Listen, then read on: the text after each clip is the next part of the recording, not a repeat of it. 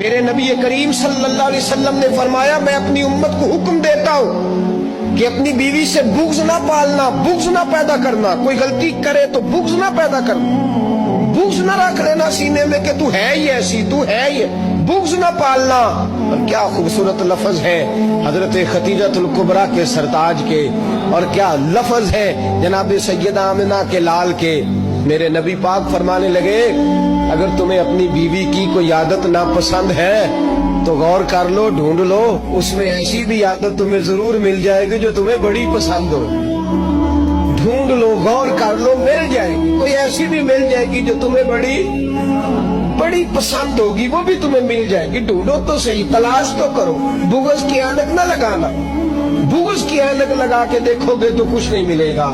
نبی رحمت سید عالم صلی اللہ علیہ وسلم، پہلی بات یہ ہے کہ اللہ کے